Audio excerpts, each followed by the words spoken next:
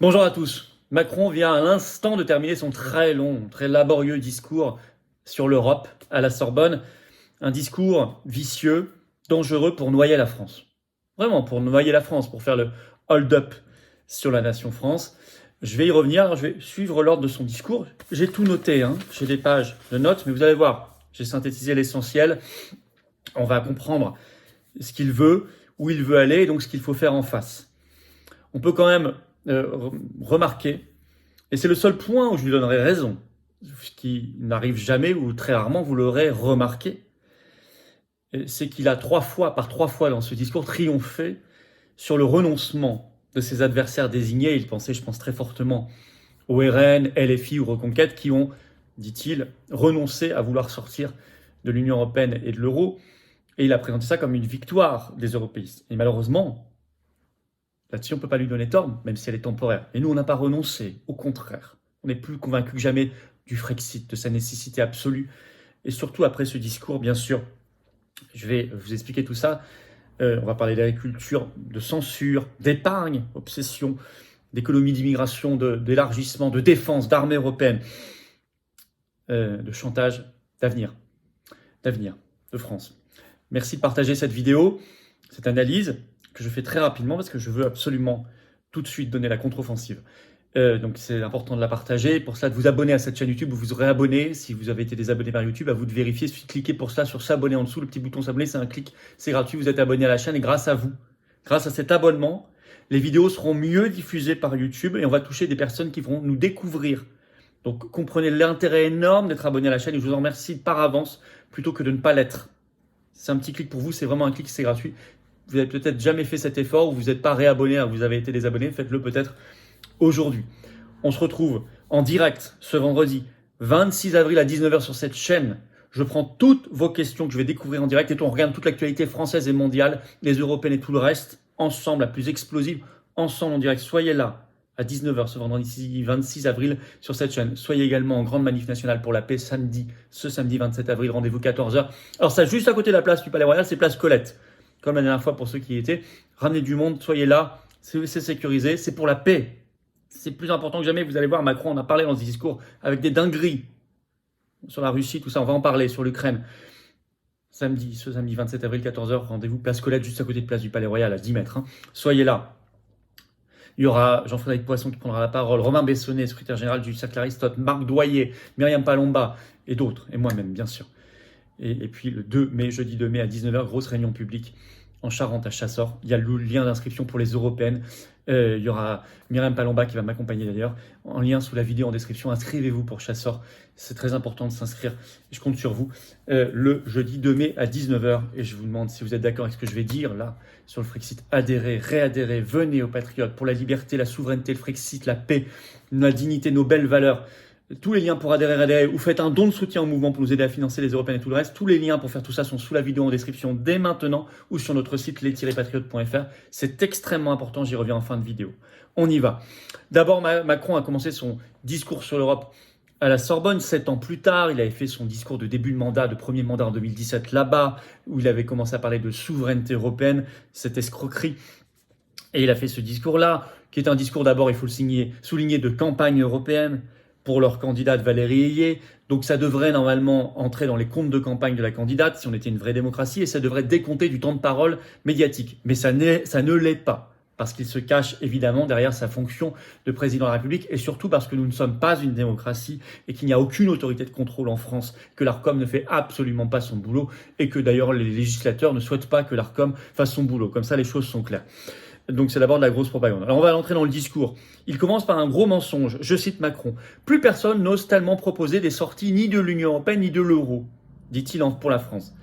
Ben, vous avez déjà les Patriotes, le plus grand mouvement souverainiste de France, largement plus de 40 000 adhérents, qui le proposent, c'est dans leur programme depuis le premier jour. Mais même au-delà de ça, nous faisons des manifestations dans la rue qui réunissent des milliers, voire des dizaines de milliers de personnes à chaque fois et qui crient Frexit, sortie de l'Union européenne, et qui écrivent aux députés, aux parlementaires, et qui se battent. Nous avions, nous, des candidats par centaines aux élections législatives en 2022, et nous sommes aux européennes. Et j'ai l'honneur de porter cette liste de coalition des souverainistes, de la Menée et des résistants Frexit, paix, liberté pour le 9 juin. Inscrivez-vous d'ailleurs avant le 1er mai sur les listes électorales. Donc Macron ment, Mais en fait, je vous l'ai dit par 3 fois, il s'est réjoui que en fait, les partis d'opposition désignés, officiels, Reconquête, Rennes, LFI, tout ça, aient abandonné cela.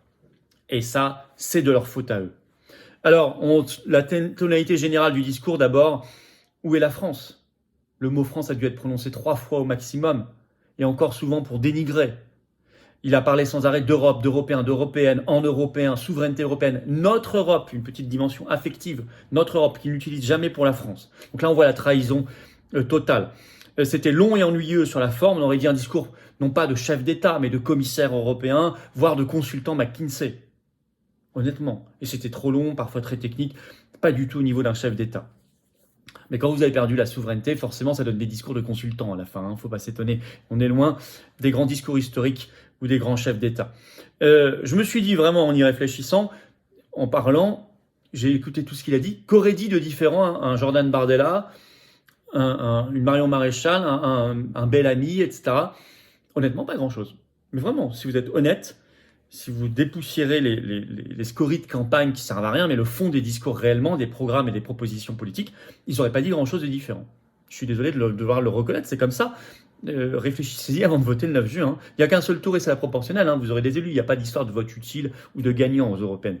C'est la proportionnelle directe, un seul tour. Si vous voulez des élus qui pensent que vous pensez vous, faut voter pour eux, tout simplement. Alors, d'abord, on va revenir, il parle d'Europe de l'énergie, la défense de la santé. Alors, l'Europe de la santé, il en a parlé au début pour se féliciter du vaccin sur le Covid et de l'injection. Je le dis quand même, pas un mot évidemment sur les suites, les SMS Ursula, l'enquête en cours, le procès le 17 mai, moi j'y suis, je suis convoqué comme elle à Liège parce que j'ai porté plainte, rien non plus sur les effets secondaires bien évidemment.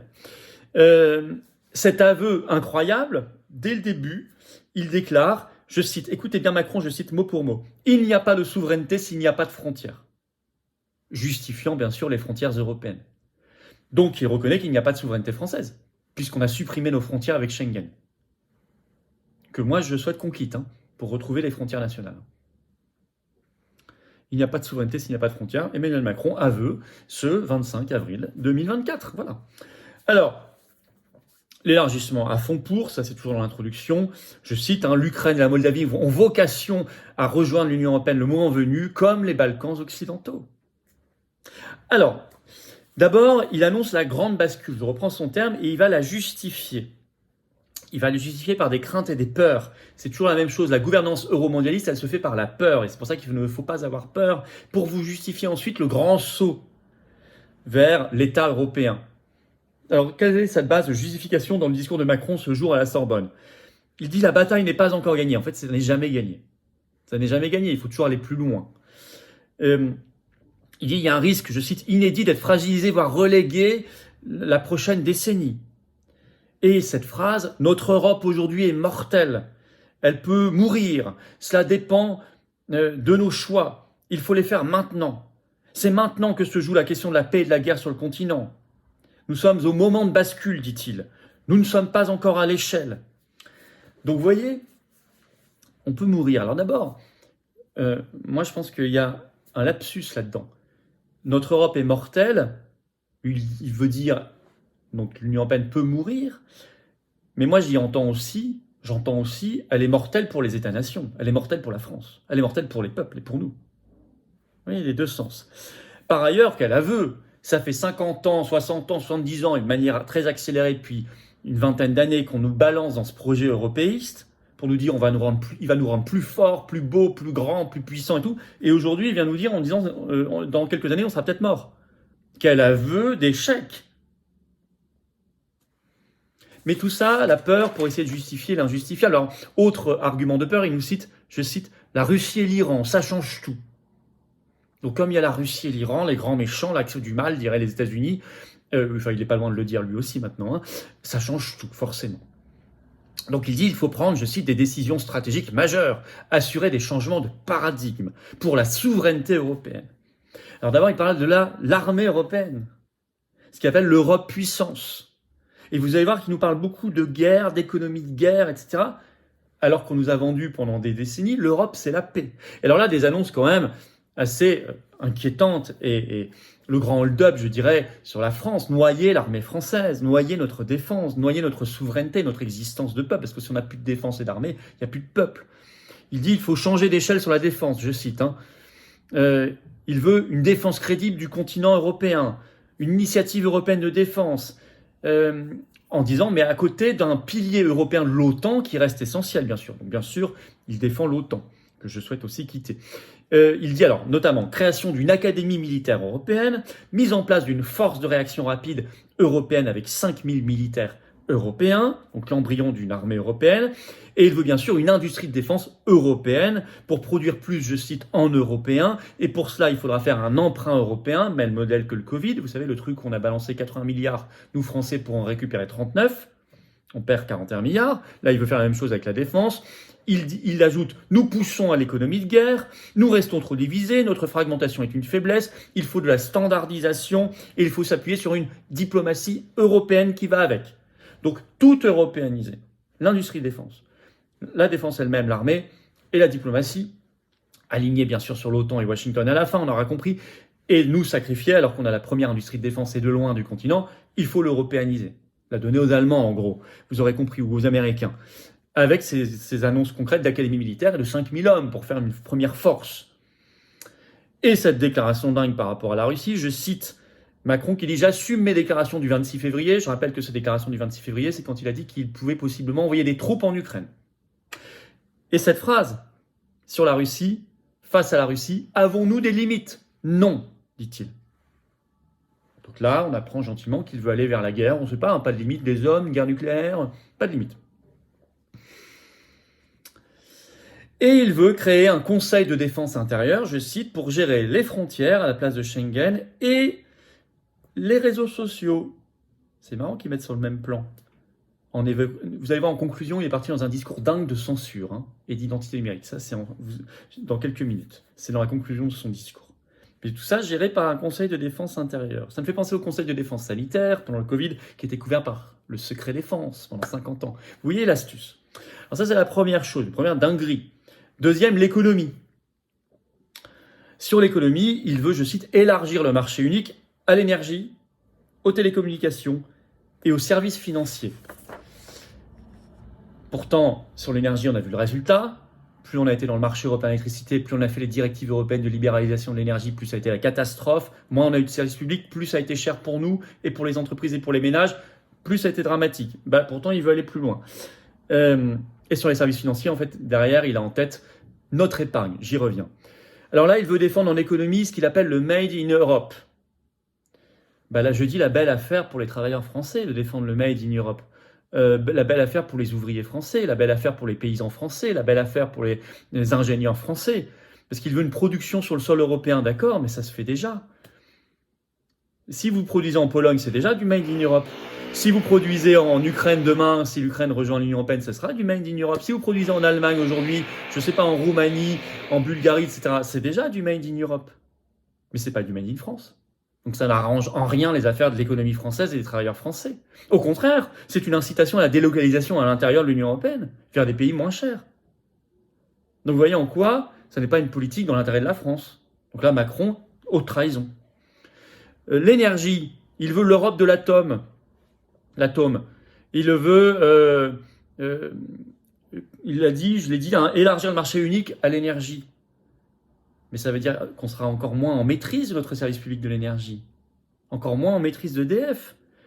S'il veut une Europe de l'atome, ça veut dire qu'on pourra être bloqué sur le nucléaire, on ne pourra plus avancer librement, on pourra être bloqué par une majorité européenne. Donc on n'a aucun intérêt à faire ça, nous, surtout qu'on a le premier électricien ou deuxième mondial. EDF, quel est notre intérêt à faire ça? Aucun. Alors qu'on devrait plutôt quitter le marché européen de l'électricité. Sur l'agriculture, il dit on a besoin d'une PAC forte. Bon, c'est toujours le même modèle, agrochimique. Moi, je suis contre ça. Et alors, il dit sur le commerce, il faut... Alors, c'est incroyable. Là, c'est vicieux. Parce qu'il dit, il faut protéger, il faut produire plus ici pour nos agriculteurs, il faut protéger notre agriculture. Et juste après, il défend l'accord de libre-échange Union européenne-Canada, le CETA. Il dit on est gagnant. Et il défend aussi l'accord de libre-échange tout récent avec la Nouvelle-Zélande. Alors que les agriculteurs ont protesté parce qu'il va faire qu'on va importer énormément d'ovins de Nouvelle-Zélande et de lait. contre nos propres productions locales. Mais lui, il dit que c'est très bien. Et il dit, le seul problème du Mercosur, donc l'accord avec le Mercosur, qu'il fait semblant de bloquer jusqu'aux élections, c'est qu'il n'est pas de nouvelle génération. Il faudrait des clauses miroirs. Alors que toutes les associations sérieuses savent que les clauses miroirs ne sont jamais respectées, que ce n'est absolument pas suffisant. Donc vous voyez, il n'est pas contre le Mercosur. Il dit qu'il veut un Mercosur de nouvelle génération, en tourloupe. Et il laisse le commerce comme compétence exclusive, je cite les traités européens, dans les mains d'Ursula von der Leyen ou successeur, peu importe, donc de la Commission européenne contre nous. Nos agriculteurs feraient bien d'écouter ça et de se remobiliser à fond, et on sera tous avec eux et derrière eux. Alors sur l'argent, attention. Là, il cite comme référence absolue les rapports, je cite, d'Enrico Letta, de Mario Draghi et de la Commission européenne, le triptyque de l'enfer. Je vous ai parlé de ces trois tout récemment, et même Mario Draghi, je vous en ai parlé depuis des mois et des mois, vu ces dingueries. Alors il dit, on ne peut pas avoir de politique monétaire dont l'objectif est la seule inflation. Il dit, il faudrait y rajouter la croissance économique comme objectif. Vous savez ça, vous savez que Lionel Jospin, Premier ministre, vous retrouverez les références, à la fin des années 1990 en France, au moment où on crée l'euro, disait déjà exactement la même chose. Ça fait 30 ans qu'ils le promettent. En réalité, ça ne changera jamais. Et en réalité, la politique monétaire de la BCE n'est pas adaptée à la France. Et il faut une nouvelle monnaie nationale. Sortir de l'euro. Alors voilà, là attention. Il veut une nouvelle capacité d'emprunt commun pour, dit-il, doubler le budget européen et le nourrir par des ressources propres supplémentaires de l'Union européenne. Il faut décoder. Alors, doubler le budget européen, ça veut dire que la France, qui est déjà un contributeur net à hauteur de 15 milliards d'euros par an au budget européen, c'est-à-dire qu'elle donne chaque année déjà 15 milliards en plus que ce qu'elle en reçoit, si on double le budget européen, et même avant l'élargissement, qui va dégrader encore la situation, on va passer à 30 milliards de pertes chaque année. Ah oui. Et après, en plus, si vous faites rentrer des pays extrêmement pauvres comme l'Ukraine, le Kosovo, la Moldavie et tout, ça sera encore pire. Et créer des ressources propres supplémentaires de l'Union européenne, ça veut dire quoi? Ça veut dire des impôts et des taxes européens. Bien sûr que ça veut dire ça. Ressources propres, c'est un mot pudique de jargon technocratique pour dire taxes et impôts européens. Par ailleurs, obsession, nous accumulons de l'épargne, dit-il. Il veut aller vers un marché des capitaux intégré, un marché de l'épargne et de l'investissement, avec une supervision unique européenne. Et il veut le faire dans les 12 mois. Ça, c'est le grand hold-up sur l'épargne. C'est leur obsession. Je vous ai cité les rapports d'Enrico Letta, de Mario Draghi, moi aussi je les cite, mais pour les dénoncer, les propos récents d'Ursula von der Leyen, de Bruno Le Maire, Macron. Ils veulent nous piquer l'épargne. C'est évident, comme ils l'ont fait à Chypre, etc. Piquer. À Malte, pardon. Piquer l'épargne. Piquer l'épargne des gens. Voilà. Et ça, immense alerte. Quand on vous dit sortir de l'euro, ça va faire fondre l'épargne, ça c'est faux. Ça a été démontré que c'est faux. Ça ne bougera rien l'épargne. Par contre, rester dans l'euro et l'Union européenne, oui, là, c'est là qu'ils vont faire fondre notre épargne en la piquant l'épargne des gens. Et en conclusion de son discours, la dinguerie totalitaire. D'abord, il veut, je cite, la conditionnalité budgétaire liée au respect de l'état de droit. Donc en fait, on vous donnera l'argent européen si vous respectez ce qu'ils font déjà vis-à-vis de la Hongrie, vous savez, ou de la Pologne, avec des sanctions, dit-il. Donc ça, c'est le chantage à l'argent contre l'application de l'état de droit, ce qui ne veut rien dire, c'est-à-dire en fait la doxa européiste et mondialiste. Si vous n'êtes pas assez pro-ukrainien, pro-OTAN et tout, on ne vous donnera pas l'argent, le chantage. Pourtant, notre argent. 2, il veut des listes transnationales aux élections européennes et non plus nationales. Ça, c'est pour tuer les souverainistes, bien sûr. Bien sûr. Ou arranger les faux souverainistes, style Reconquête, RN, etc. Mais en tout cas, tuer les vrais. Mais ça, c'est assumé, vous voyez, parce que c'est eux qui dérangent vraiment. Ce sont vraiment les partisans du Frexit, comme nous, qui dérangeons pas les faux opposants. D'ailleurs, ils s'en est réjouis lui-même. Et puis, il veut... Alors là, attention. Il dit qu'il y a trop d'ingérence sur nos réseaux sociaux dans le débat électoral. Il dit qu'il y a trop de fausses informations, de fake news dans le débat sur les réseaux sociaux. Et trop d'anonymat. Alors ça veut dire quoi? Donc s'il y a trop d'ingérence étrangère, donc russe, on imagine, et trop de fausses informations, il faut plus de censure. Incitation à la censure, violente charge contre les réseaux sociaux et contre la liberté d'expression. 2, s'il dit qu'il y a trop d'anonymat, ce qui est faux, ça n'existe pas l'anonymat en réalité sur Internet, mais il dit qu'il y a trop d'anonymat. Quelle est la solution à l'anonymat? Ils l'ont déjà dit, c'est l'identité numérique. Il ne l'a pas dit ici explicitement, mais c'est évidemment la suite logique, et eux, ils l'ont déjà dit, côté de l'Union européenne. Donc ce qu'il veut, c'est plus de censure et d'identité numérique. Nous, on n'en veut pas. On veut la liberté contre le totalitarisme. Et enfin, cette conclusion incroyable, contre le complotisme, dit-il, il n'a pas pu s'empêcher, il l'a cité, il faut une science libre. Il veut, dit-il, une science libre au moment où il fait voter l'article 4 de la loi dite sur les dérives sectaires qui empêche le débat scientifique et qui le criminalise. On en a tous parlé, y compris le professeur Raoult. Il fallait le noter. Voilà ce qu'il y a dans ce discours. C'était un peu long, mais c'était très concret. Je vous assure qu'il faut faire partager ça, partager partout. C'est une arme, cette vidéo, j'espère, pour faire voter Frexit. Pour faire progresser le Frexit au-delà même du vote, dans les consciences, dans les esprits, dans les cerveaux et dans les cœurs, et dans les combats. Merci de partager cette vidéo. Pour ça, de vous abonner à cette chaîne YouTube en cliquant sur s'abonner, le petit clic en dessous. C'est très important. Et de venir à la manif nationale pour la paix, samedi 27 avril, rendez-vous 14h, Paris, place Colette, c'est juste à côté de la place du Palais Royal, à 10 mètres. Venez très très nombreux. Et soyez en direct avec moi à 19h sur cette chaîne pour notre grand direct du vendredi 26 avril, ce vendredi à 19h. Et je vous attends, patriotes, j'ai besoin de vous. Il faut venir, voyez, si vous êtes d'accord avec cette analyse, avec nos objectifs, nos ambitions de liberté, de souveraineté, de Frexit, de paix, de dignité, d'humanité, de France, libre, indépendante, forte, juste, heureuse, belle. Venez maintenant, patriotes. Dès maintenant, remettez pas à demain l'oligarchie. Vous le voyez, Macron ne remette pas à demain leurs mauvais coups contre nous. Adhérez, réadhérez dès maintenant. Pour le faire, c'est le premier lien sous la vidéo en description. Ce lien est également en commentaire épinglé. Une petite fiche maintenant sur l'écran et dans quelques secondes, un lien sur l'écran. Vous faites un don de soutien au mouvement pour nous aider à financer toutes ces actions, manifs, tracts, affiches, élections européennes qui coûtent 1 million. Et on n'a pas les millions, les banques et les réseaux et les copains du système. Nous, non. Ce que je viens de vous faire comme analyse est anti-oligarchique à 100%. Donc vous comprenez pourquoi on les a pas. Faites un don si vous pouvez pour nous aider à financer tout ça. Pour le faire, c'est le deuxième lien sous la vidéo en description. Et tous ces liens se retrouvent sur notre site les-patriotes.fr. Et tout ça entraîne une défiscalisation massive pour vous. Adhésion, don. Aux 2/3, ça fait baisser concrètement vos impôts. Vous enlevez 2/3 de la somme que vous mettez de vos impôts. Vous mettez 3 000 €, ça enlève 2 000 € de vos impôts. Vous mettez 30 €, ça enlève 20 €. Vous mettez 10 €, ça enlève 6,67 €. Vous mettez 100 €, ça enlève 67 €, etc. Énorme bravo aux donateurs, aux réadhérents, bienvenue. Aux nouveaux adhérents patriotes et vive la France.